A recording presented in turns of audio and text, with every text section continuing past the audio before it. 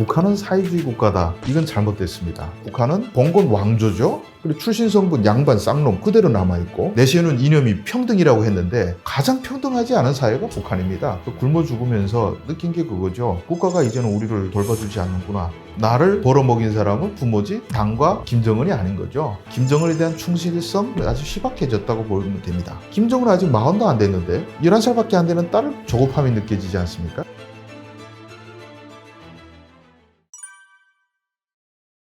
북한은 사회주의 국가다. 이건 잘못됐습니다. 사회주의를 표방한다 뿐이지 실제 사회주의하고 비슷한 게 많지 않습니다. 제가 한국 와서 살아보니까 한국이 오히려 더 사회주의하고 비슷한 면이 많아요.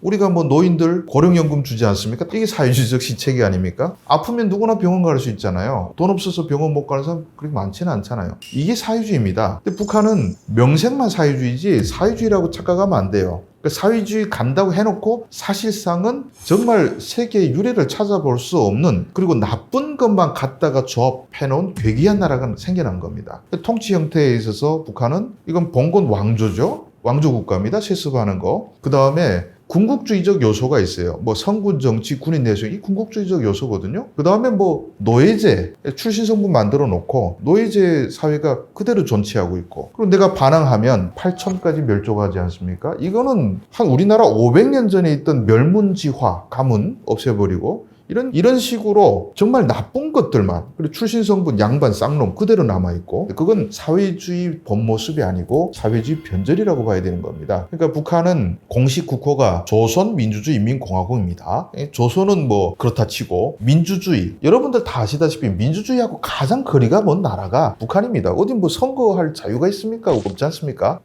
말로는 인민공화국이라 하지만 사실 김정은을 위해서 존재하는 나라고 공화국도 마찬가지죠. 북한이 어디 공화국적 요소가 있습니까? 전혀 다른 이름하고 현실이 완전히 반대되는 가짜란 말이죠. 그래서 사회주의란 말도 그렇습니다. 북한은 사회주의 국가? No. 완전히 사회주의 국가가 아닙니다. 가장 거리가 먼 국가입니다. 사회주의가 어디 뭐 내세우는 이념이 평등이라고 했는데 가장 평등하지 않은 사회가 북한입니다. 제가 일부에서도 말씀드렸지만은 부자들은 뭐 어느 만큼 잘 살고 물론 한국 부자가 더 돈 많이 쓰겠지만은 문제는 밑바닥을 보게 되면 한국에 가난한 사람이 굶어 죽습니까? 아니죠. 정말 가난하다는 이유로 굶어 죽는 사회가 어디 있습니까? 그러니까 이 빈부격차가 그 어느 나라보다 심한 곳이 북한입니다. 이런 나라를 어떻게 우리가 사회주의라고 할 수 있습니까? 일단 북한 주민들은 그 체제에 순응해서 살 수밖에 없습니다. 반항하면 8천을 멸족시켜요. 전 세계에서 지도자에 대해서 야 저 좀 봉기를 일으켜서 뒤집어 버리자라고 하면 그 역적이죠. 그래서 8촌까지 몰살시키는 나라가 어디 있습니까? 지구상에 없습니다. 그건 정말 500년 전에 본 건 그걸 그대로 있는데 외부 사람들은 아니 북한 사람들 바보가 아니냐? 우리는 4.19니 뭐 이렇게 항쟁들을 통해서 독재 체제하고 싸워왔는데 라고 생각하는데 물론 뭐 독재 측면이 분명히 있었습니다. 과거 정부에서는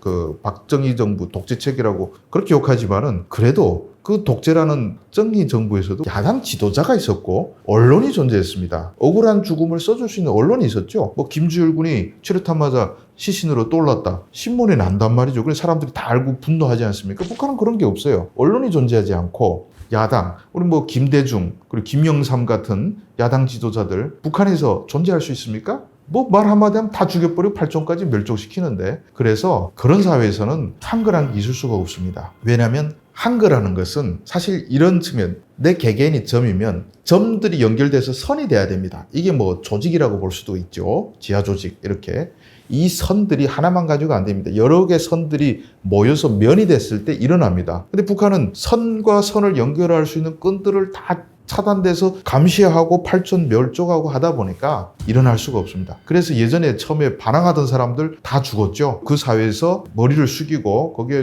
이미 몇십 년 동안 체질화된 사람들만 살아남아 있다 보니까 일어날 수가 없는 겁니다. 북한 사람들 바보가 아닙니다. 한국도 똑같은 시스템에 놓였다면 북한하고 똑같은 신세가 됐을 겁니다. 그런 점에서 남과 북의 차이를 가른 점이 뭐냐? 우리가 참 다행스러운 거는 우리는 미군이 우리 시스템을 만들었다는 겁니다. 미국이 만들다 보니까 미국이 남반부에 주둔하면서 미국식 시스템 갖다 보니까 아무리 독재국가라도 형식적으로 야당도 있고 여당도 있고 선거도 있고 그렇지 않습니까? 북한은 소련식 시스템 구축한 거죠. 만약에 해방 이후에 처지가 반대돼서 한국에 소련이 들어오고 북한이 미국이 됐다면 지금 남과북은 반대가 됐을 겁니다. 이런 식으로 거의 북한은 어떻게 할 수 없는 시스템 만들어 보니까 감옥 시스템, 수용소 시스템 이런 걸 만들다 보니까 정을 할 수가 없는 거예요. 우리가 이 북한하고 제가 사례를 들면 비교할 수 있는 경우가 2차 세계대전 때 독일이 수백만 명의 500만 명이라고 합니다. 유대인들을 갖다가 수용소였습니다. 그리고 그 중에서 200만 명이 학살됐습니다. 그런데 그 수용소 지키는 경비병들은 정예군인들이 아니었죠. 정예군인들은 다 소련과의 전쟁, 혹은 미국과의 전쟁에 동원되고 정말 힘없고 늙은 이런 사람들이 가서 경비병 쳐서 울타리지고 이렇게 지키고 있습니다. 그러면 어느 수용소에서 사람들이 한번 일어나서 한 100명이 한 명만 제껴도 그래도 좀은 죽겠지만 다 달아날 수 있었을 거예요. 그런데 못했습니다. 유대인들이 고스란히 다 죽임을 당할 수밖에 없었죠. 유대인들이 바보입니까? 세계에서 가장 머리 좋은 사람들을 유대인이라고 꼽는데 그런 유대인들도 수용소에 가다 놓으면 아무것도 할 수가 없는 거예요. 북한은 그렇게 2차 세계대전 때 나치 수용소라고 보시면 됩니다. 그리고 탈출할 길도 다 막혀져 있어요. 양쪽은 다 바다고 한국은 세계 가장 삼엄한 최전연 철조망으로 감시되고 그럼 유일한 길이 중국으로 달아나는데 중국이 바로 북한의 경비병 역할을 하죠. 넘어오는 사람 다 잡아다 북한에 다시 돌려보내주니까 도망칠 수도 없는 이런 수용소에 갇힌 사람들이 북한 사람들이라고 보시면 됩니다. 어쩌면 그 사회에서 가장 용감한 사람들은 요즘엔 탈북에서 온 사람들이라고 보면 됩니다. 시장도 다 활성화돼 있고 그리고 주택도 팔고 사고 하고 있고 그렇게 합니다. 북한에 우리가 세대를 말할 때 95년, 97년 이때를 고난행군 기간이라고 합니다. 수많은 사람들이 아사를 했죠. 굶어 죽으면서 느낀 게 그거죠. 국가가 이제는 우리를 더 이상 배급이라든지 돌봐주지 않는구나. 그래서 그때부터 새로운 세대가 자라난 거죠. 그 세대를 우리가 지금 장마당 세대라고 하는데 한국에서 이젠 장마당 세대가 보편적인 용어가 됐는데 그 용어를 처음 만든 사람이 접니다. 제가 이 세대를 어떻게 규정하면 좋겠냐 고민하다가 제가 장마당 세대라고 이름 붙이고 동아일보 일면에 썼어요. 그 다음부터 그 세대를 장마당 세대라고 하는데 이 장마당 세대를 제가 규정하기로는 90년대 좌우에 태어나서 고난의 행군 거치면서 국가에서 배급을 줘서 먹고 산 세대가 아닌 부모가 장마당에서 벌어다 먹여 살린 세대. 그러니까 지금 장마당 세대가 30대가 됐겠네요, 이제는. 그럼 이런 세대는 국가에 대한 고마움이 없는 거죠. 나를 벌어먹인 사람은 부모지 당과 김정은이 아닌 거죠. 이런 사람들은 김정은에 대한 충실성 이런 건 아주 희박해졌다고 보면 됩니다. 장사를 하지 말라고 하면 그럼 배급을 줘야 되지 않습니까? 굶어 죽지 않기 위해서. 근데 배급 줄 능력이 없으니까 장사하는 걸 허용할 수밖에 없는 거죠. 그럼 많이 굶어 죽으면 북한 주민들은 사실 김정은이 노예인데 노예가 많이 죽으면 노예주 입장에서 그렇게 좋은 건 아니지 않습니까? 우리가 가령 북한의 정치범 수용소 가면 막 걸핏하면 사람 때려 죽이고 굶어 죽고 이렇게 생각하는데 오히려 고난의 행군 때는 정치범 수용소 사람들이 더 많이 살아남았습니다. 왜 그러냐?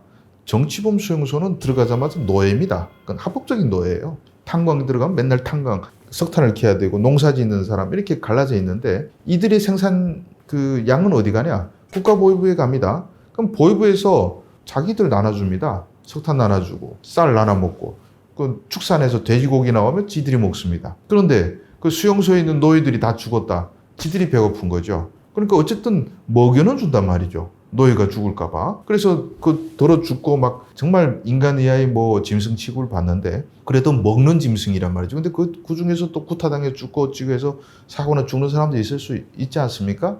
근데 새로운 노예가 계속 충원되니까 외부에서 계속 잡아다 여면 되니까. 그래서 정치범 수용소는 북한의 상류층들을 위해서 존재하는 노예 농장이라고 보시면 됩니다. 근데 그걸 좀 더 확대하면 북한 체제는 다 김정은한테 그런 노예 같은 신세 갖다 바쳐야 되니까 그런 면이 있는 거죠.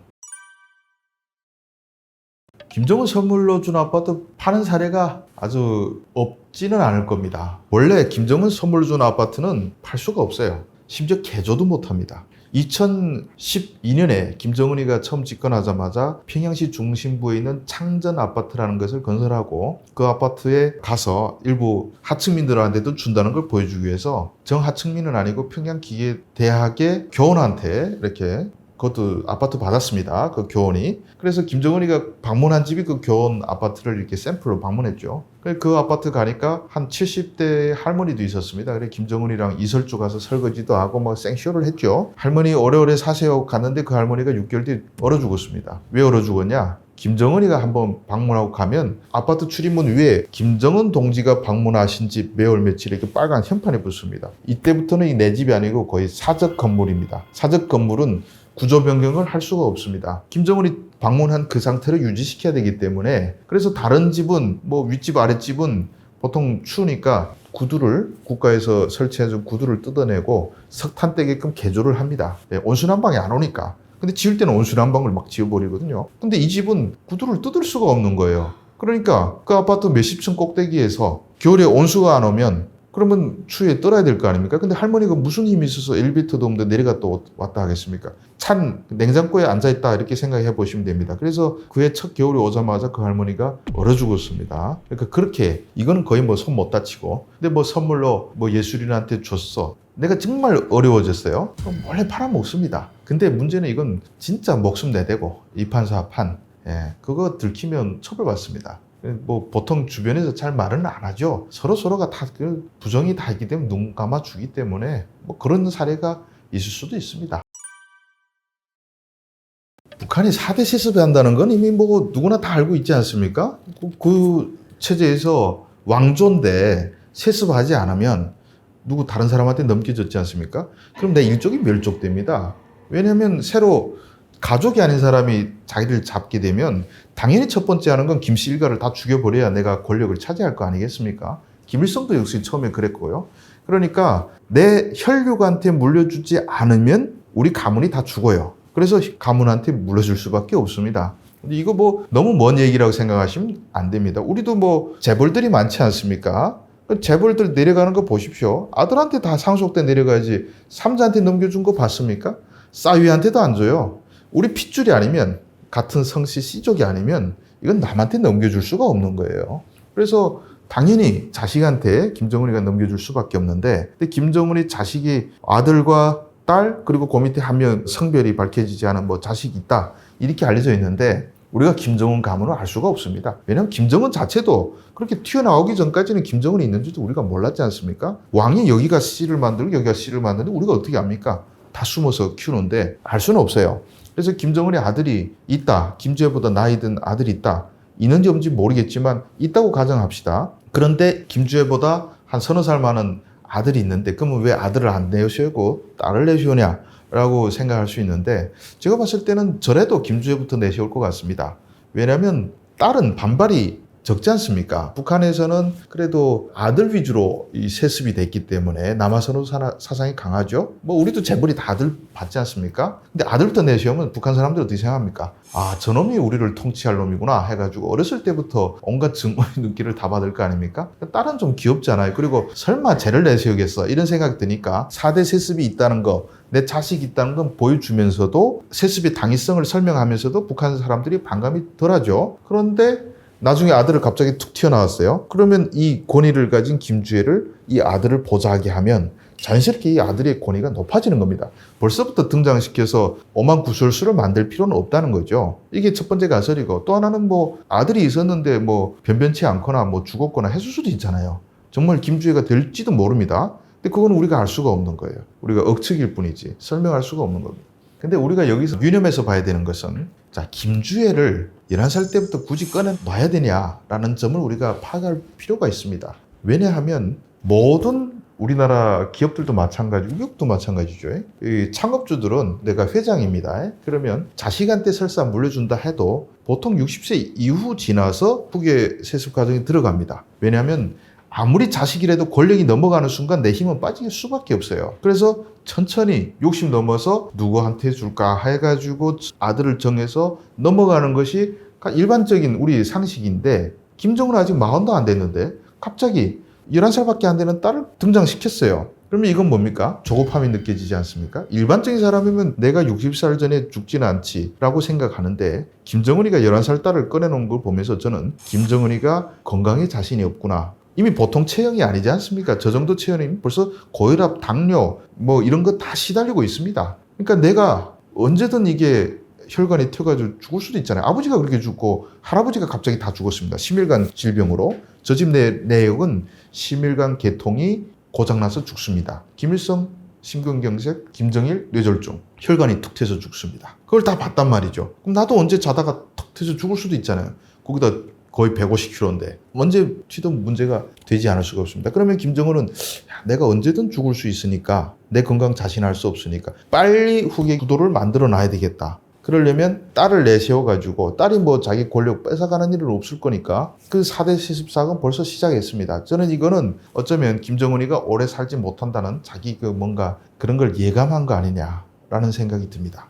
이게 죽은 다음에 갑자기 자식이 튀어나오면 권위를 확보하기가 어렵습니다. 왜냐하면 김정일도 그랬죠. 뇌졸중 온 다음에 그럼 거의 반쪽이 돼 나타나가지고 3년 뒤에 죽었지만은 아들도 꺼내왔습니다. 얘가 내 자식이요. 얘 후계자요. 그러면 후계자한테 뭘 넘겨줘야 됩니까? 일단 권력을 넘겨줘야 되죠. 김정은한테 제일 먼저 비밀경찰, 군, 당, 인사권 이런 거 넘겨주고 그다음 자기 금고를 넘겨줘야 됩니다. 권력, 돈을 넘겨줘야 될 거 아니겠습니까? 돈을 넘겨줘야 됩니다. 이걸 넘겨줘야 그다음 후계 실습이 끝나는데 만약 김정일이 자다가 훅 죽었어요. 그럼 어떤 일이 벌어지겠습니까? 그 다음에는 싸움이 벌어지는 거예요. 그래서 김정남이도 있고 김정은도 있고 다 있어요. 서로마다 내가 후계자다고 나서고 그럼 장성택이가 김정남 편에 섰다 그러면 김정남이 되는 겁니다. 이렇게 준비 없이 가다 보면. 그런데 김정일은 그 작업을 했죠. 사람들이 다 보는 김일성 광장에 아들 데리고 나와서 얘가 후계자입니다는 걸 보여주니까 거기다 토를 못 따는 겁니다. 근데 지금같이 이제처럼 내세워서 이런 작업을 거치지 않으면 김정일이 죽었으면 그 자식들이 서로 간에 뭐 누가 될지 혹은 뭐 이부 자식도 있을 수 있지 않습니까? 서로가 그 다음에는 후계자 경쟁을 합니다. 인정받은 권력이 없기 때문에. 그때는 권력 가진 말하자면 뭐 보위부장이라든지 이민무력상이라든지 이런 힘을 가진 사람이 누구한테 붙는가에 따라서 완전히 바뀔 수가 있는 거예요. 그래서 일찍이 한 2, 3년 정도는 꺼내놓고 인식시켜놓고 그 다음에 권력과 돈도 나중에 물려주겠죠. 이런 과정이 없으면 내부 싸움 일어나는 것을 김정은은 너무 잘 알고 있거든요. 북한 국민들은 어쩔 수 없지 않습니까? 그러니까 북한 주민들도 오히려 우리가 북한을 사회주의라고 생각하지만 북한 주민들은 사회주의라고 더 생각하지 않을 거예요. 북한에서 합법적으로 김주애를 공주님이라고 합니다.